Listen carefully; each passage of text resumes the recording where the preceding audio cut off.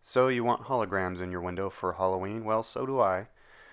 And this is where I want to put them. I have one picture window that's in my upstairs.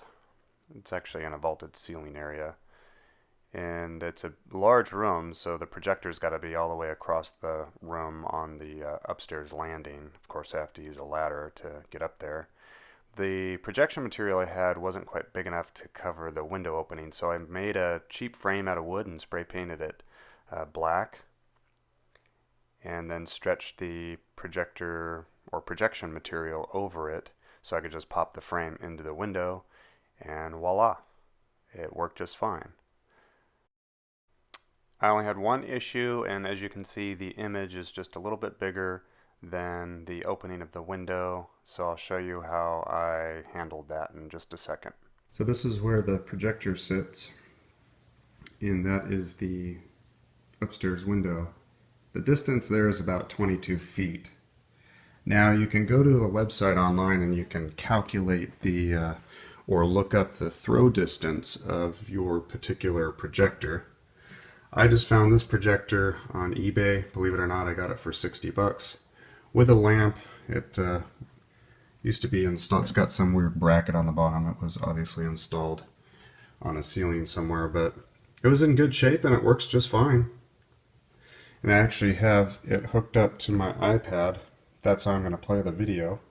But you can hook it up to a DVD player or a laptop or anything.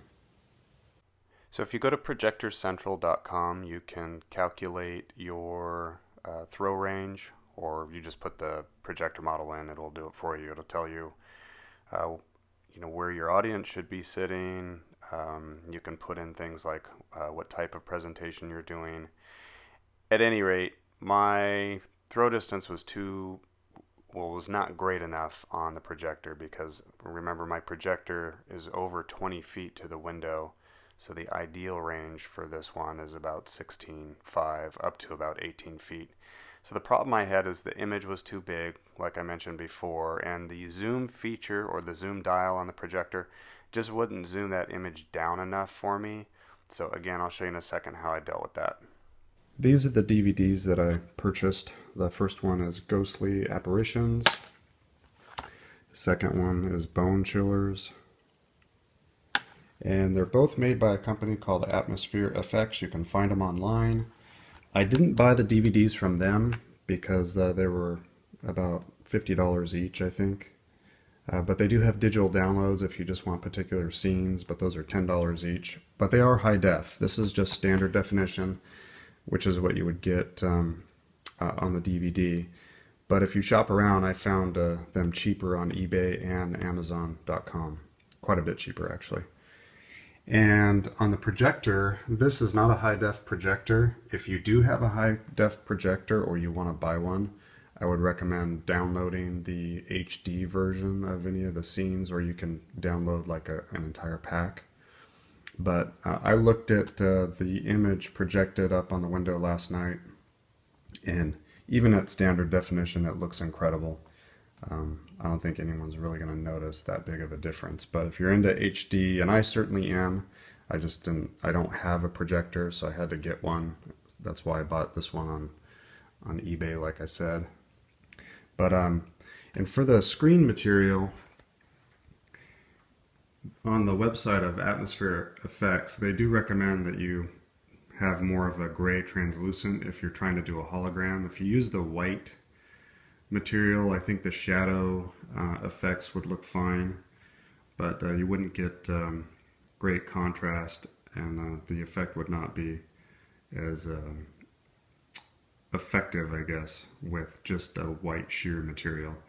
So I just checked their website, and they only have the standard projection material, and that's $40 for one sheet. I can't remember how big it is. But I found a website, and I'll put a link on it under the video, that sells projection material. And I got this sheet. It was just perfect size for what I needed. for $20, and it's the gray translucent material. All it is like a frosted vinyl. I did see some people actually making their own rear projection devices, not even for a Halloween effect, but for actually doing presentations and that. And they used a shower curtain, a frosted shower curtain, and they made their own screen like I did. So that's always an option. So all in all, I think I'm in this whole project for about maybe $140 with both of the DVDs. So for the effect that you get, I would buy that all day long, because it is absolutely incredible. And I didn't get any footage, but I will go get some footage from the outside of the holograms going off, just to show you how incredible it is. Okay, so I was able to preview all the video clips that I like, and everything looks good, except some of the videos are a bit too big for the window, and some of them are just way off center. So I can't really move the projector. If I move it downstairs, the viewing angle would be greater than 30 degrees, or the projector angle rather, and you'd get image distortion. And I went outside and looked at the picture, and it is just gorgeous. So I really do not want to change where the projector is. It's convenient for me where it is right now.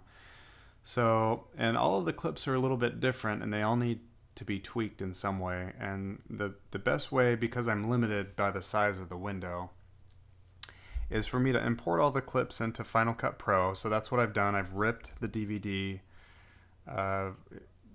ripped all the video files. I've imported them into Final Cut Pro. I have all the video files dragged down to my timeline. And what I did was I took a photo of one of the video clips as it was playing, just to get a frame of reference. So I'm going to find that video clip. It's the Groundbreaker window one, I think. And I'll drag my photo down on top of that. And then I'll just drag the photo to match the video clip. And I'm going to click on the photo, and I'm going to go over to compositing mode. It's by default set to normal. I'll just change the opacity to about 40%-ish. And you can see both images now.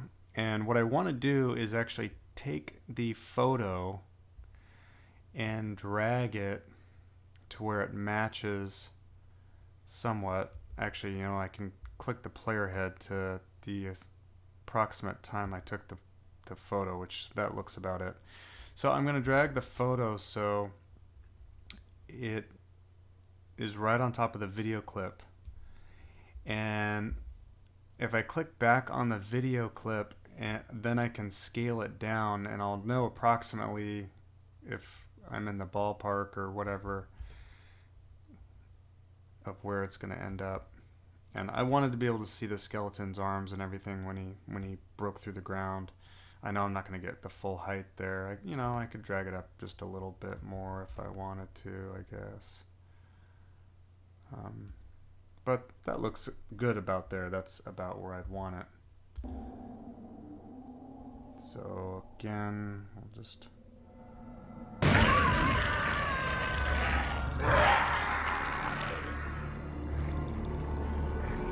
So I think that looks pretty good.